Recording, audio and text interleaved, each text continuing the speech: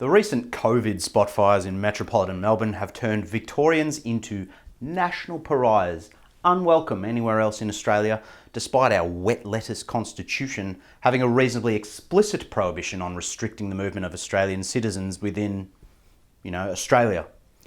And despite enduring the nation's strictest lockdowns, most militaristic police force, the highest fines for breaches and the greatest number of fines levied by any state in the country, Victoria now finds itself turning away what few planes are in the air and returning to police state conditions, with Supreme Overlord Daniel Andrews stopping just shy of welding doors shut in order to lock people in their homes in the inner suburbs. Even New South Wales Premier Gladys Berejiklian, the last state premier to publicly oppose state border closures, has been dragged back to the idea by some of the more authoritarian and derisive voices in her cabinet.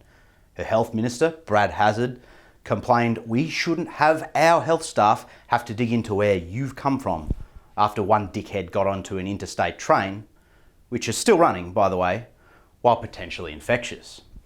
That's despite New South Wales voluntarily sending 70 contact tracing staff to Victoria to help.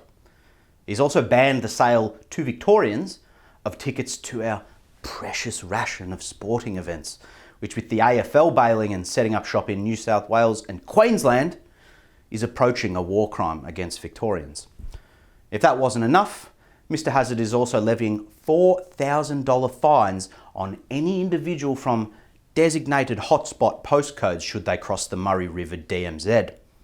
Queensland has since reopened their borders to the rest of the country and then promptly designated every postcode in Victoria a coronavirus hotspot, even if there's been no active cases there.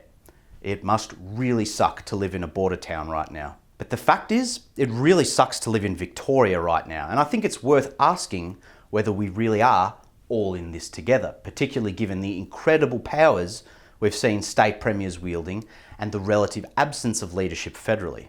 Now, that's not all ScoMo's fault. Admittedly, there's almost nothing he can do about this except, apply political pressure. And to be fair, he's held right from the start that there was no advice given in the National Cabinet that suggested border closures were a reasonable or necessary step. At the end of the day, the federal government's really only there to foot the bill for the restrictions the premiers are imposing, as states seize liberties we've possibly taken for granted before 2020. But none of this would be happening if our activist High Court hadn't redefined the phrase absolutely free, found in our constitution, to mean unless you had a really good reason, which, as we know, when it comes to governments, is a nifty for your own safety catch-all.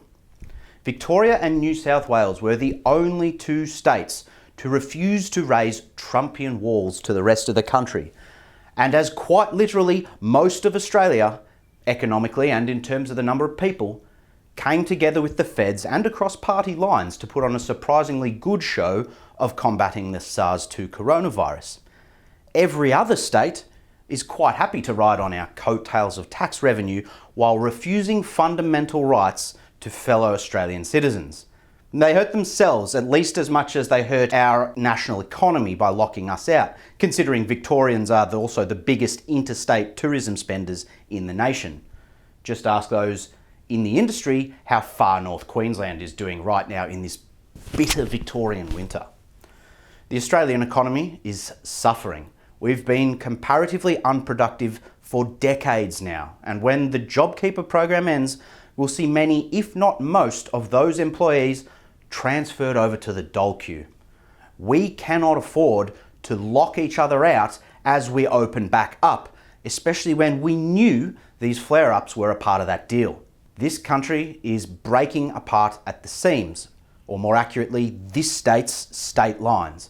But we'll all just fall further and further into the quagmire until we really come together and work out what it is we're actually trying to do here. Are we flattening this curve, or are we deleting all reference to its existence? There's no guarantee of a vaccine, ever. And we'll have to be completely cut off from the rest of the world for years if we pursue a strategy of eradication after the whole world, including us, was on board with a control and suppression strategy earlier on. You f***ed it up, government. You can't ask your people to lay their most basic rights and freedoms at your feet for the greater good and then move the goalposts when it works better than you expected. And you can't treat Australian citizens like enemy combatants just because they're sick.